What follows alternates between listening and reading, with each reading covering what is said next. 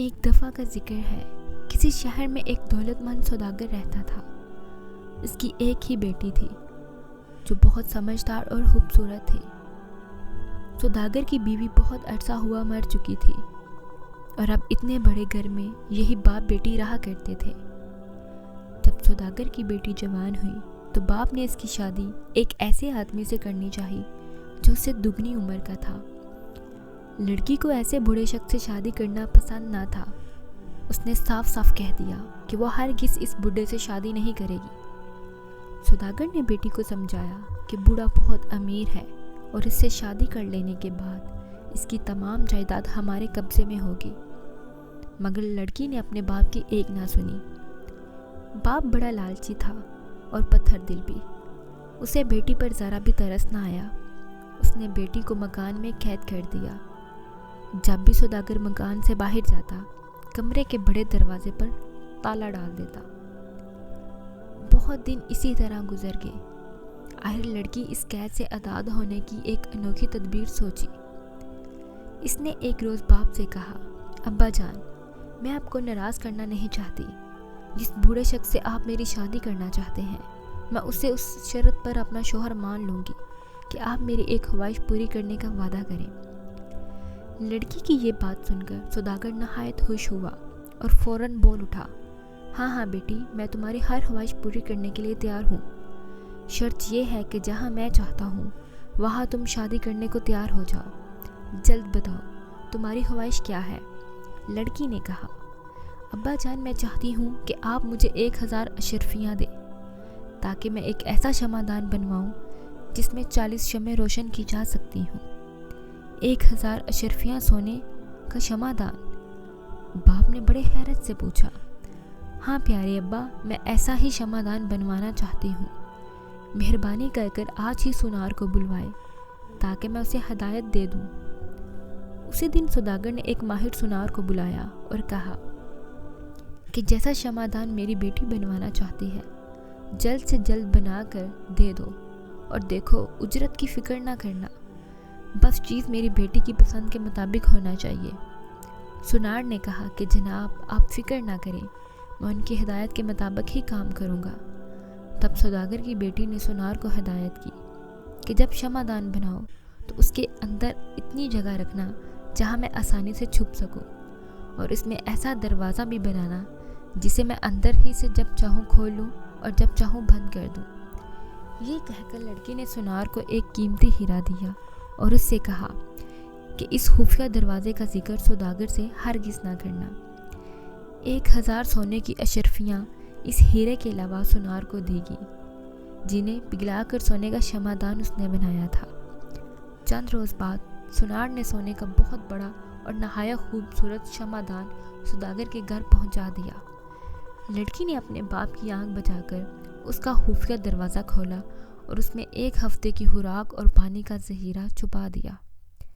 پھر اگلے روز جب باپ نے بیٹی سے کہا، میں نے تمہاری خواہش پوری کر دی، اب تمہیں بھی اپنے وعدے کے مطابق اس بوڑھے دولت مند سے شادی کر لینے کے لیے تیار ہو جانا چاہیے، تو لڑکی نے گردن جھکا لی اور اس کی آنکھوں سے ٹپ ٹپ آنسو گرنے لگے۔ سوداگر نے ان آنسوؤں کا کوئی خیال نہ کیا۔ اس نے سوچا، سبھی لڑکیاں ماں باپ کے گھر سے رخصت ہوتے وقت رویا کرتی ہیں۔ وہ اسی وقت اٹھ کر اس بوڑھے کو اطلاع دینے گیا کہ شادی کا انتظام کرو۔ باپ کے باہر جاتے ہی لڑکی نے اپنے جوتے اتار کر مکان کے اندر بنے ہوئے کنویں کے منڈیر پر رکھے اور خود شمعدان کا دروازہ کھول کر اس کے اندر چھپ گئی۔ باپ شام کو واپس آیا۔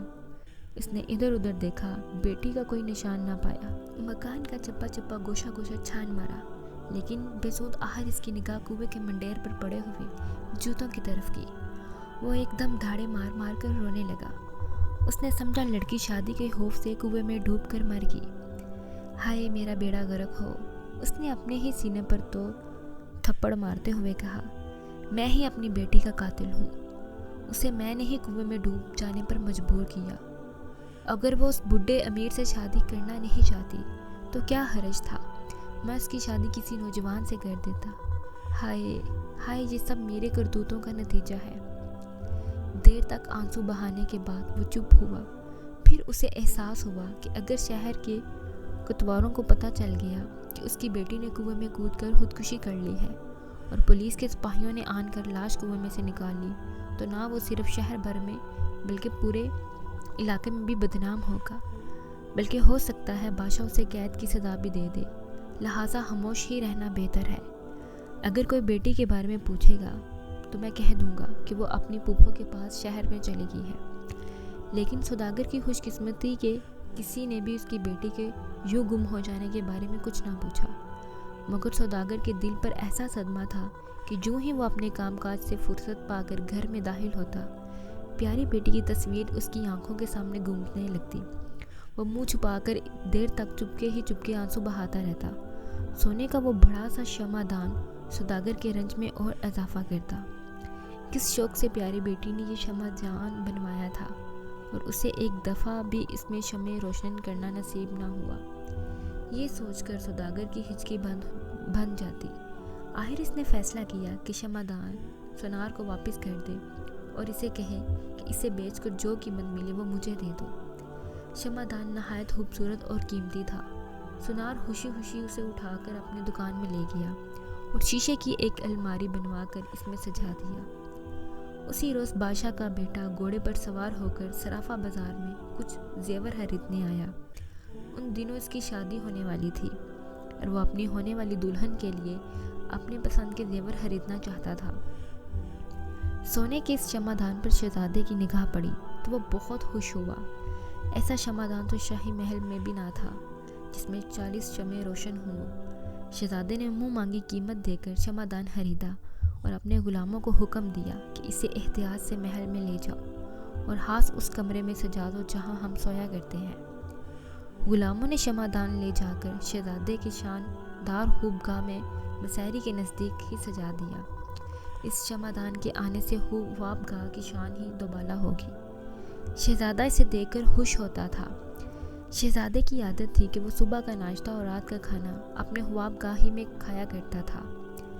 جس روز شمع دان اس کے کمرے میں رکھا گیا، اس روز اسے محسوس کیا کہ جو کھانا سونے چاندی کے برتنوں میں اس کے لیے لا کر رکھا گیا تھا، اس میں سے کئی پلیٹیں خالی پڑی ہیں۔ پھل بھی پہلے سے کم دکھائی دیتے ہیں اور 1-2 روٹیاں بھی غائب ہیں۔ شہزادہ حیران تو ہوا لیکن اس نے کسی سے کچھ کہا نہیں، مگر جب صبح ناشتہ پر بھی ایسا ہی ہوا کہ دودھ کا پورا بھرا ہوا گلاس آدھا دکھائی دیا اور 4 ابلے ہوئے انڈوں میں سے صرف 2 باقی رہ گئے اور ناشتے کے 3 سیبوں میں سے 1 غائب ہوا، تو شہزادے نے ناشتہ لانے والے غلام سے پوچھا کہ یہ گڑبڑ کس نے کی ہے؟ غلام سخت خوف زدہ ہوا اور اس نے ادب سے کہا، عالی جاں، آپ کے ناشتہ یا کھانے میں گڑبڑ کرنے کی بلا کس کی جرت ہو سکتی ہے؟ ضرور یہ کسی آسیب کا کام ہے۔ آسیب؟ شہزادہ چلایا۔ آسیب کہاں سے آ گیا؟ پہلے تو کبھی ایسی شکایت دیکھی نہ سنی ہے، آئندہ خیال رکھیے گا۔ لیکن ساری تدبیر ناکام ہوتی رہی۔ ہر رات اور ہر صبح شہزادے کے ناشتے اور کھانے میں سے 1 آدھا روٹی، 1 آدھا پھل یا انڈا ضرور غائب ہو جاتا، اور کبھی کبھی تو دودھ سے بھرا ہوا پورا گلاس خالی ہی ملتا۔ شہزادہ غلاموں پر ناراض ہوتا، انہیں سزا دینے کی دھمکی دیتا، مگر روزانہ ایسے ہی پر اسرار شرارتیں ہوتی رہیں۔ ایک روز صبح شہزادے کی آنکھ کھلی اور غلام اس کے سامنے ناشتہ لے کر آیا، تو شہزادے نے دیکھا کہ پلیٹوں میں ہر چیز صحیح اور پوری ہے۔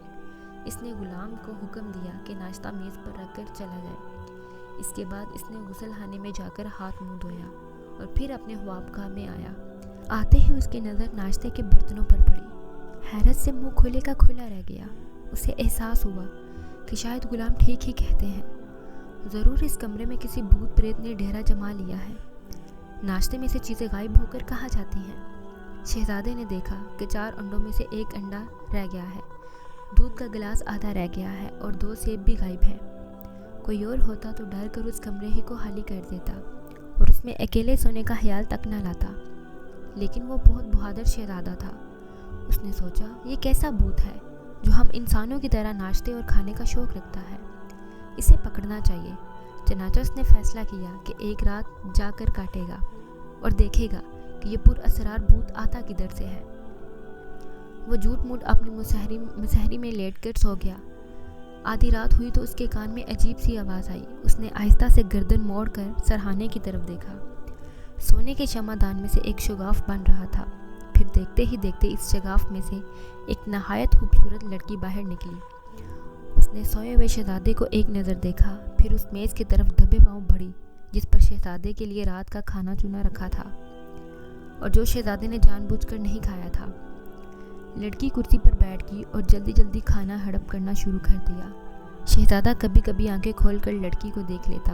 تھوڑی دیر میں لڑکی نے اپنا پیٹ بھر لیا، پھر دبے پاؤں شمعدان کی جانب آئی اور اس میں داخل ہوا ہی چاہتی تھی کہ شہزادے نے لپک کر اس کا ہاتھ پکڑ لیا۔ لڑکی کے حلق سے چیخ نکلی اور وہ بے ہوش ہو گئی۔ شہزادے نے اسے اٹھا کر مسہری پر ڈال دیا، منہ پر پانی کے چھینٹے دیے۔ لڑکی ہوش میں آئی تو ڈری ڈری نظروں سے شہزادے کو تکنے لگی۔ کون ہو تم؟ شہزادے نے پوچھا۔ کوئی روح یا پری یا آدمیوں کی طرح اس دنیا میں رہنے والی ایک لڑکی؟ میں ایک مصیبت زدہ لڑکی ہوں، لڑکی نے روتے ہوئے جواب دیا اور پھر شہزادے کو اپنی دکھ بھری کہانی کہہ سنائی۔ شہزادے کے دل پر بہت اثر ہوا، اسے یہ لڑکی بہت پسند آئی تھی۔ اس نے دل میں سوچا کیا ہی اچھا ہو کہ اگر اس لڑکی سے میری شادی ہو جائے، لیکن یہ بات ابھی اس نے دل ہی میں رکھی۔ شہزادے نے سوداگر کی بیٹی کو شمعدان میں چھپایا۔ جب ساری دنیا نیند کے مزے لینے لگی تو لڑکی باہر نکلتی اور صبح تک شہزادے سے باتیں کرتی رہتی۔ پھر یوں ہی مشرق سے سورج کی پہلی کرن کمرے میں جھانکتی، وہ دوبارہ شمعدان میں داخل ہو جاتی۔ ایک رات جب کہ شہزادہ اور سوداگر کی بیٹی آپس میں باتیں کر رہے تھے، اچانک ایک کنیز محل کے اس حصے سے گزری جہاں شہزادے کی خواب گاہ تھی۔ اس کے کانوں میں باتیں کرنے کی آواز آئی تو وہ ایک دم رکی، سوچنے لگی کہ شہزادہ اپنے خواب گاہ میں اکیلا سوتا ہے، اس وقت وہاں دوسرا کون ہے؟ یہ سوچ کر وہ دبے پاؤں شہزادے کے خواب گاہ کے قریب گئی اور دروازے سے ایک سوراخ سے جھانکنے لگی۔ یہ دیکھ کر اس کی تعجب کی حد رہی کہ شہزادے کی مسہری کے نزدیک کرسی پر ایک نہایت خوبصورت لڑکی بیٹھی ہے۔ دونوں ہنس ہنس کر باتیں کر رہے ہیں۔ یہ تماشا دیکھ کر کنیز کے پیٹ میں چوہے دوڑنے لگے۔ اس نے اسی وقت دوسری کنیز کو خبر کی، دوسری نے تیسری سے ذکر کیا اور تیسری نے چوتھی کے کانوں میں پھونکا۔ غیر صبح ہوتے ہوتے یہ خبر تمام محل میں مشہور ہوگی۔ آخر ہوتے ہوتے شہزادی نے بھی سن لی، جس کی شادی شہزادے سے ہونے والی تھی۔ یہ خبر سنتے ہی شہزادی حسد کے مارے جل بھن گئی اور انگاروں میں لوٹنے لگی۔ اس نے چپکے سے ایک کنیز کو اپنے پاس بلایا اور انعام کا لالچ دے کر کہنے لگی، اگر تو مجھے اس لڑکی کے بارے میں یہ معلوم کر کے بتا دے کہ وہ شہزادے کے خواب گاہ میں کیسے آتی ہے اور کہاں واپس جاتی ہے، تو تجھے منہ مانگے انعام دوں گی۔ کنیز بہت مکار اور چالاک تھی۔ اس نے شہزادی سے وعدہ کیا کہ ایک دو روز میں اچھی طرح سوراخ لگا کر اطلاع دے دے گی۔ اس دن سے کنیز شہزادے کی خواب گاہ کے آس پاس پھرتی رہی۔ جب آدھی رات قریب آئی تو وہ بلی کی طرح پنجوں کے بل چلتی ہوئی شہزادے کی خواب گاہ کے پاس پہنچی اور دروازے کے سوراخ سے آنکھ لگا کر جھانکنے لگی۔ اس نے دیکھا کہ چند لمحے بعد سونے کی شمعدان میں بنا ہوا ایک خوفیہ دروازہ کھلا اور اس کے اندر سے وہی حسین لڑکی نکلی۔ اس نے باہر نکلتے ہی پہلے تو کھانا کھایا، پھر کرسی پر بیٹھ کر شہزادے سے باتیں کرنے لگی۔ کنیز برابر دروازے سے آنکھ لگائے کھڑی دیکھتی رہی۔ جو ہی مشرق میں اجالا پھیلا اور مرغ اذانیں دینے لگے، وہ لڑکی کرسی سے اٹھ کر شمعدان میں داخل ہوئی اور کھٹ سے دروازہ بند کر لیا۔ کنیز دوڑتی دوڑتی شہزادی کو سارا قصہ نمک مرچ لگا کر سنانے لگی اور اپنا انعام طلب کیا۔ شہزادی نے انعام دینے کی بجائے ایک چانٹا کنیز کے منہ پر مارا اور ناراض ہو کر بولی، دفع ہو جا کم بخت میرے سامنے سے، بھلا یہ بھی کوئی ایسی انوکھی خبر ہے جس پر میں تجھے انعام دوں گی؟ کنیز اپنا سا منہ لے کر چلی گئی، اس کے سوا اور کرتے بھی کیا۔ ادھر شہزادی نے مکاری سے کام لیتے ہوئے ایک عجیب تدبیر سوچی۔ ایک دن اس نے سنا کہ شہزادہ اپنے لاؤ لشکر کے ساتھ شکار کھیلنے کے لیے جنگل کی طرف جا رہا ہے۔ شہزادی کو اس خبر کا بے چینی سے انتظار تھا۔ شہزادے کے روانہ ہوتے ہی اس نے اپنا ایک غلام شاہی محل میں ملکہ کے پاس بھیجا۔ اس غلام نے یہ پیغام دیا کہ آج رات شہزادی کی چند سہیلیاں ایک دعوت میں آنے والی ہیں اور شہزادی کو اپنے کمرہ روشن کرنے کے لیے ایک بڑا لیمپ کی ضرورت ہے۔ اس نے سنا ہے کہ شہزادے کی خواب گاہ میں سونے کا ایک بڑا لیمپ موجود ہے۔ نہایت مہربانی ہو اگر یہ لیمپ ایک رات کے لیے دے دیا جائے۔ ملکہ یہ پیغام سن کر سوچ میں پڑ گئی۔ اصل میں شہزادہ شکار پر جانے سے پہلے سب کو منع کر گیا تھا کہ کوئی غلام یا کنیز اس کے خواب گاہ میں داخل نہ ہو، وہاں رکھی ہوئی کسی چیز کو ہرگز نہ چھیڑا جائے، اور سونے کا وہ شمعدان جس جگہ رکھا ہے وہی رہنے دیا جائے۔ جب غلام نے جواب مانگا تو ملکہ نے کہا کہ وہ لیمپ نہیں دیا جا سکتا۔ یہ سن کر شہزادی روتی ہوئی بادشاہ کے پاس گئی اور کہنے لگی، جہانے پناہ، دیکھیے میری اتنی سی خواہش بھی پوری نہیں کی جا سکتی، حالانکہ کچھ عرصے بعد میری شادی شہزادے سے ہو جائے گی، پھر میں خود بخود اس کی ہر چیز کی مالک بن جاؤں گی۔ مجھے صرف ایک رات کے لیے سونے کے شمعدان کی ضرورت ہے، وعدہ کرتی ہوں کہ صبح ہوتے ہی واپس شہزادے کے خواب گاہ میں بھجوا دوں گی۔ بادشاہ سلامت نے غلاموں کو حکم دیا کہ شمعدان شہزادے کے کمرے سے اٹھا کر شہزادی کے پاس پہنچا دیا جائے۔ بادشاہ کا حکم کون ٹال سکتا ہے؟ اسی وقت شمعدان شہزادی کے پاس پہنچ گیا۔ مکار شہزادی نے اپنے کمرے میں شمعدان رکھوایا اور 40 کی 40 شمعیں ایک دم جلا دی۔ تھوڑی ہی دیر میں ان جلتی ہوئی شمعوں کی گرمی سے شمعدان کا اندر حصہ تپنے لگا۔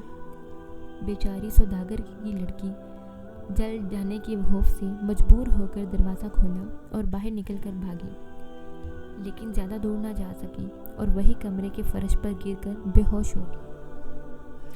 شہزادی نے قریب جا کر دیکھا، وہ سمجھی لڑکی مر چکی ہے۔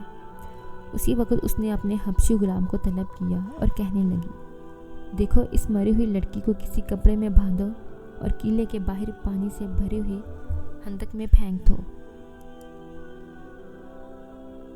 اور خبردار کسی سے اس کا ذکر کرنا۔ غلام نے سوداگر کی بیٹی کو ایک کپڑے میں اچھی طرح لپیٹا اور اس کا پشورا سا بنا کر کندھے پہ ڈالا اور پانی سے بھری ہوئی گہری خندق میں پھینک کر واپس آ گیا۔ ادھر پانی میں گرتے ہی سوداگر کی بیٹی کو ہوش آ گیا۔ اس نے جان بچانے کے لیے ہاتھ پاؤں مارے اور مدد کے لیے پکارنے لگی۔ خدا کی قدرت، ادھر سے ایک بوڑھے ماہی گیر کا گزر ہوا۔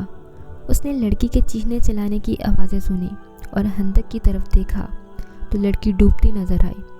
بوڑھے مچھیرے نے خندق میں چھلانگ لگائی۔ وہ بہترین تیرنا جانتا تھا۔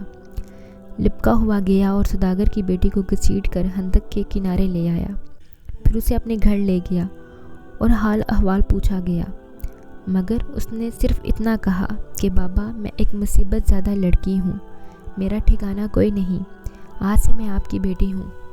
سوداگر کی بیٹی بوڑھے ماہی گیر کے گھر رہنے لگی۔ اب شہزادے کا قصہ سنیے کہ جب وہ شکار کھیل کر محل میں واپس آیا تو اس پر کیا بیتی۔ اس نے دیکھا کہ سونے کا شمعدان اپنی جگہ بستور رکھا ہے، مگر اس کا خفیہ دروازہ کھلا ہوا ہے اور لڑکی غائب ہے۔ یہ دیکھ کر شہزادے کے پاؤں تلے سے زمین نکل گئی۔ اس نے غضبناک ہو کر لونڈی اور غلاموں سے پوچھا کہ سچ بتاؤ، اس کو کس نے ہاتھ لگایا؟ لیکن کسی نے اسے کچھ نہ بتایا۔ سب یہی کہتے رہے کہ حضور، ہم نے آپ کی شمعدان کو ہرگز ہاتھ نہیں لگایا۔ آخر پریشان ہو کر شہزادہ اپنے کمرے میں گیا اور مساحر پر لیٹ کر خوب رویا۔ اس دن اس نے کھانا پینا، سیر و تفریح، ہنسنا بولنا سب چھوڑ دیا۔ روز بروز اس کی حالت بگڑتی گئی اور وہ چند ہی دنوں میں یوں دکھائی دینے لگا جیسے برسوں کا بیمار ہو۔ بادشاہ اور ملکہ اپنے پیارے بیٹے کی بگڑتی ہوئی حالت دیکھ کر سخت پریشان تھے۔ ملک بھر کے حکیموں اور طبیبوں اور سیانوں کو بلا کر شہزادے کا علاج کرایا گیا، لیکن کوئی فائدہ نہ ہوا، اور ایسا معلوم ہونے لگا کہ شہزادے نے 1-2 دن اور کچھ نہ کھایا پیا تو اس کی جان بچانا مشکل ہوگا۔ اسے کھانا کھلانے پلانے کی 1000 کوشش کی گئی، مگر کوئی کوشش کامیاب نہ ہوئی۔ بادشاہ کا ایک وزیر بڑا دانا اور عقل مند تھا۔ اس نے بادشاہ سے کہا، جہاں پناہ ایک تدبیر اس غلام کے ذہن میں آئی ہے جس پر عمل کیا جائے تو ممکن ہے ہم شہزادے کو کچھ کھانے پلانے میں کامیاب ہو سکتے ہیں۔ جلد بیان کرو، وہ تدبیر کیا ہے؟ بادشاہ نے خوش ہو کر کہا، وہ تدبیر یہ ہے عالی جاں کہ تمام سلطنت میں منادی کرا دی جائے کہ ہر شخص ہوا بچہ ہو یا بوڑھا، مرد ہو یا عورت، اپنے شہزادے کی جان بچانے کے لیے کھانے یا پینے کی کوئی چیز تیار کرے اور اس کو محل میں لے آئے۔ ہو سکتا ہے اپنی رعایا کی یہ محبت دے کر شہزادہ فاقہ توڑنے پر مجبور ہو جائے۔ بادشاہ کو یہ تدبیر پسند آئی۔ اسی دن تمام سلطنت میں منادی کرا دی گئی اور گلی گلی کوچے کوچے ڈنڈورا رچویا گیا کہ حکم خدا کا ملک بادشاہ کا تمام لوگوں سے کہا جاتا ہے کہ شہزادے کی جان بچانے کے لیے کھانے پکائیں اور خود لے کر محل میں حاضر ہوں۔ شاید کسی کے ہاتھ کا پکا ہوا کھانا شہزادے کو پسند آئے اور وہ اسے کھا کر اپنا فاقہ توڑ دے۔ رعایا کو اپنے شہزادے سے بہت محبت تھی اور سبھی اس کی بیماری سے فکر مند تھے۔ یہ اعلان سنتے ہی کیا عورت کیا مرد سب کھانے پکانے میں مصروف ہو گئے اور ہر شخص کی یہی کوشش تھی کہ اس کا کھانا سب سے عمدہ اور لذیذ ہو۔ کسی نے زردہ پکایا اور کسی نے پلاؤ کی رکابی لے کر شاہی محل کی طرف روانہ ہوا۔ کسی نے شاہی ٹکڑے پکائے اور کسی نے قورمہ اور کسی نے صرف ماش کی دال پکائی۔ نت نئے کھانے ایک سے ایک نرالے تیار ہونے لگے، لیکن شہزادے بھی ہٹ کا پکا تھا۔ کیا مجال کہ اس نے کسی کھانے کی طرف نگاہ اٹھا کر بھی دیکھا ہو۔ ایک دن بوڑھے ماہی گیر سے سوداگر کی بیٹی نے کہا، بابا جان، شہر کے سب لوگ شہزادے کے لیے طرح طرح کے کھانے پکوا کر لے جا رہے ہیں، آپ بھی کچھ لے جائیں، اگر کہو تو میں مچھلی کا شوربہ بنا دوں۔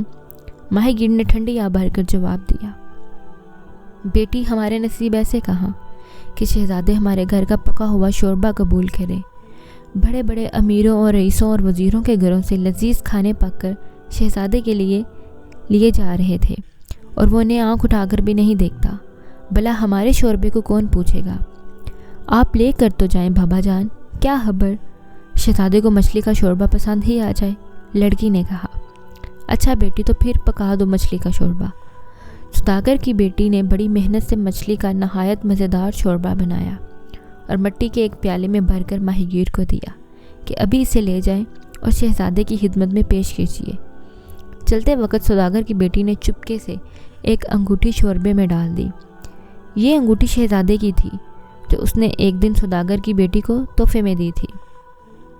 بوڑھا مچھیرا شوربے کا پیالہ لے کر شاہی محل کی جانب روانہ ہوا تو لوگوں نے اس کا مذاق اڑایا۔ لوگوں نے تانے دیے، پپتیاں کسی، فکرے جڑے اور کسی نے کہا، لو اس بڈھے کی عقل ماری گئی ہے کہ بدبودار مچھلی کا شوربہ مٹی کے پیالے میں انڈیل کر شہزادے کے لیے جا رہا ہے۔